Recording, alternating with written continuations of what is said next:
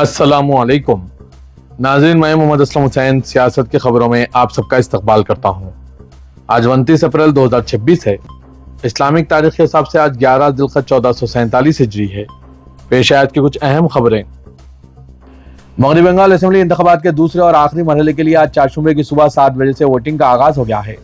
7 अजला की 142 असेंबली सीटों पर कुल 3,21,73,837 वोटर अपना वोट डालेंगे।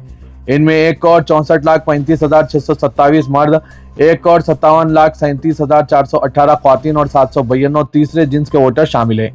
वोटिंग के लिए 41,001 पोलिंग स्टेशन बनाए गए। हर बूथ के लिए वेबकास्टिंग के इंतजाम किए गए। अमन व अमान बरकरार रखने के लिए मरकजी सिक्योरिटी फोर्सेस की 2,321 कंपनियां तैनात की गई है।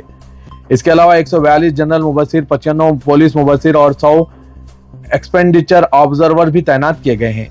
इस मरहले में कई अहम रहनुमा इंतखाब लड़ रहे हैं। इनमें वज़ीर आला ममता बनर्जी भवानीपुर, कायद अपोजिशन सुवेंदु अधिकारी भवानीपुर, रियासती वजीर अजित बोस और दूसरे शामिल हैं। मगरबी बंगाल में दूसरे मरहले के लिए वोटिंग के आगाज के साथ ही अवाम की कसीर तादाद पोलिंग बूथों पर नजर आ रही है। लोग सुबह 7 बजे से कबल ही पोलिंग बूथ पर पहुंच गए थे। आज के इस खबरनामे को MS एजुकेशन की जानिब से स्पॉन्सर किया जा रहा है। MS हिफ्ज एकेडमी, जहां जदीद मेमोरी ट्रेनिंग से कलील मुद्दत में हिफ्ज मुमकिन है। आफिया मरियम ने सिर्फ 8 माह में कुरान हिफ्ज करके मिसाल कायम की और रेगुलर तालीम भी जारी रखी। हैदराबाद में 8 और दिल्ली में 3 ब्रांचेस के साथ आज ही दाखिला दिलाएं।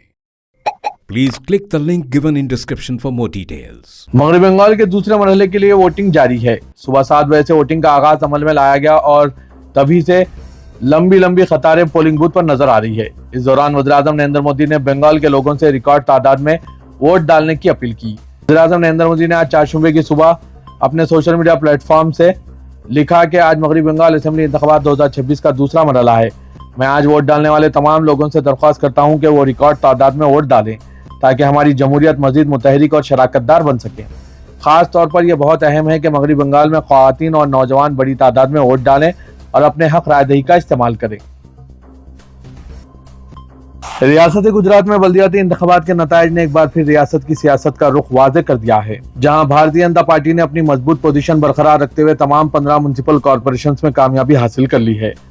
ताहम इस बार के इंतखाबात की खास बात यह रही कि असदुद्दीन अवैसी की जमात ऑल इंडिया मजलिस इत्तेहादुल मुस्लिमीन ने भी अपनी मौजूदगी दर्ज कराकर सियासी मैदान में एक नया रंग भर दिया है।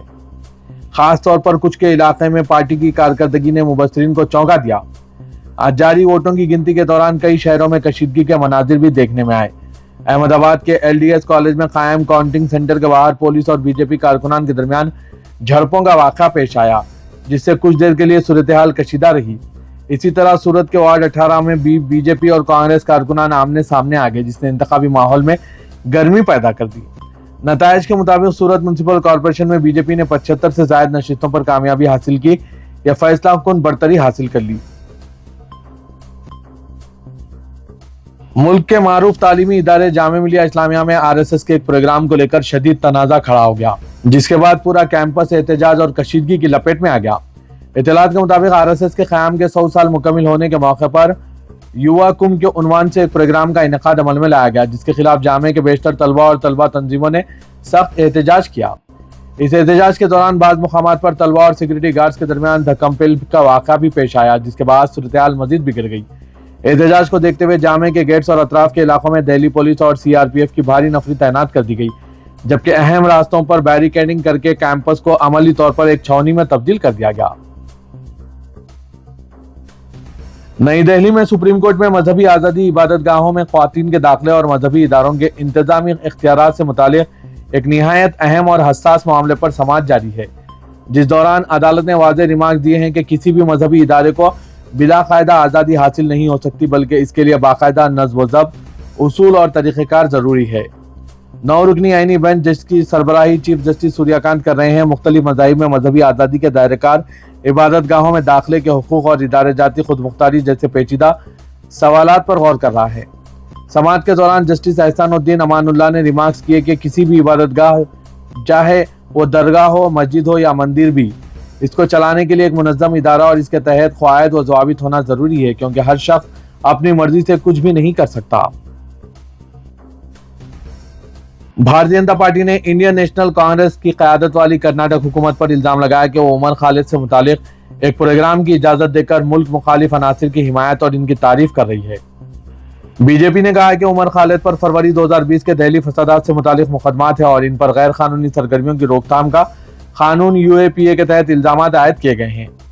बीजेपी की कर्नाटक यूनिट ने बेंगलुरु के पुलिस कमिश्नर को खत लिखकर इस प्रोग्राम को मनसूख करने की दरख्वास्त की थी। पार्टी का कहना था कि एक ऐसे शख्स की तारीफ करना जो संगीन इल्जामात का सामना कर रहा हो मुजरिमाना अनासिर को फरोग देने के मुताबिक है। कुल हिंद मजलिस इत्तेहादुल मुस्लिमीन गुजरात ने मजालिस मुकामी व बल्दी इंतखाबात में मुख्तलिफ लोकल बॉडीज में 15 नशिस्तों पर कामयाबी हासिल की है, जिससे रियासत गुजरात में मजलिस पार्टी को मजीद सियासी इस्तेहकाम हासिल हुआ है। साबिर भाई काबुली वाला सदर मजलिस गुजरात ने फख्र और मसरत का इजहार किया कि अवाम ने एक बार फिर कई बल्दियात और मजालिस मुकामी में इस इत्तेहादुल मुस्लिमीन के उम्मीदवारों पर भरपूर एतमाद का इजहार किया। साबिर भाई काबुली वाला ने बताया कि भुज नगर पालिका में 3 नशिस्तों पर कामयाबी हासिल हुई। सुक्का जामनगर नगर पालिका में 3 नशिस्तें, सिद्धपुर तालुका में 1 नशिस्त, मोडा सांगा पालिका में 3 नशिस्तें, बड़ोज नगर पालिका में 4 नशिस्तें, बोरसाद नगर पालिका में 1 नशिस्त पर कामयाबी हासिल हुई। उन्होंने बताया कि ये नतायज वाज़ेह तौर पर जाहिर करते हैं कि इत्तेहादुल मुस्लिमीन का पैगाम इंसाफ के लिए, इसकी जद्दोजहद और मुआशरे के महरूम तबकात के लिए इसकी आवाज़ को अवाम की भरपूर हिमायत हासिल है। वज़ीर-ए-आज़म नरेंद्र मोदी ने पार्लियामेंट में ख्वातीन तहफ़्फ़ुज़ात बिल रोकने के लिए कांग्रेस, समाजवादी पार्टी, TMC और DMK पर तनकीद की और ख्वातीन को यकीन दिलाया कि वो इस बात को यकीनी बनाने के लिए कोई कसर नहीं छोड़ेंगे कि कानून साज इदारों में तहफ़्फ़ुज़ात के इनके हक़ पर अमल हो। अपने हल्के लोकसभा वाराणसी में ख्वातीन की कॉन्फ्रेंस से खिताब करते हुए मोदी ने कहा कि हिंदुस्तान को तरक्की याफ्ता बनाने का मंसूबा पुरसुकून तौर पर आगे बढ़ रहा है और जब कभी विकसित भारत की बात करते हैं मुल्क की ख्वातीन इसका मजबूत सुतून होती है। उन्होंने कहा कि मैं एक महायज्ञ शुरू करने के लिए तमाम ख्वातीन का आशीर्वाद हासिल करने के लिए इस प्रोग्राम में आया हूँ। उन्होंने कहा कि काशी के रुकन पार्लियामेंट की हैसियत से, वज़ीर-ए-आज़म की हैसियत से कौमी मफाद एक बड़े मकसद को हासिल करने के लिए आपके आशीर्वाद की जरूरत है। हिंदुस्तान के करोड़ों घरानों के किचन पर एक बड़ा और संगीन बहरान मंडरा रहा है। सऊदी अरामको दुनिया की सबसे बड़ी तेल कंपनियों में से एक और हिंदुस्तान को रसोई गैस यानी LPG फराहम करने वाली बड़ी कंपनी है जो LPG की सप्लाई रोक दी है। कंपनी ने यह सख्त फैसला फरवरी के आखिर में अपने मरकजी बरामदी टर्मिनल जेमिया में भारी नुकसान के बाद लिया। इस मामले से वाकिफ ज़राए के मुताबिक सऊदी अरामको ने हाल ही में अपने खरीदारों को मतला किया है कि LPG जेमिया टर्मिनल से शिपमेंट अगले महीने के आखिर यानी मई तक मुअत्तल रहेगी। अवामी मालूमात की कमी की वजह से नाम जाहिर न करने की शर्त पर बात करते हुए लोगों ने कहा कि आरामको ने इस मामले पर कोई सरकारी तबसरा करने से साफ इनकार कर दिया। ज़राए का कहना है कि आरामको ने अपने कुछ खरीदारों पर वादे कर दिया है कि इसने अभी तक जमिया सहूलत में ज़रूरी मरम्मत मुकम्मल नहीं की।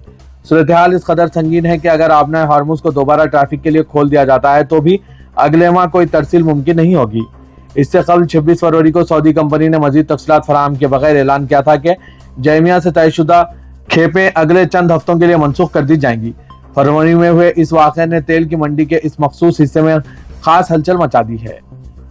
इस दोहरे धक्के से भारत में रसोई गैस की शदीद किल्लत पैदा हो गई। आरामको का LPG जेमिया प्रोसेसिंग और शिपमेंट टर्मिनल खलीज फारिस के साहिल पर वाक़ है। हैदराबाद मेट्रो रेल फेज 1 खिदमात यकूम में से तेलंगाना हुकूमत की रास्त निगरानी में चलाई जाएंगी। हुकूमत ने हैदराबाद मेट्रो रेल लिमिटेड की 100% हिस्सेदारी को मुंतकिल कर दिया है और हैदराबाद मेट्रो पूरी तरह हुकूमत के कंट्रोल में आ चुकी है। हुकाम का कहना है कि नए इंतजामात के तहत यकूम में से मेट्रो खिदमात हुकूमत की निगरानी में चलाई जाएंगी। हुकूमत ने हैदराबाद मेट्रो रेल लिमिटेड के नए बोर्ड ऑफ डायरेक्टर्स का तकर्रुर किया और चीफ सेक्रेटरी रामकृष्णा राव सदर नशीन मुकर्रर किए गए हैं।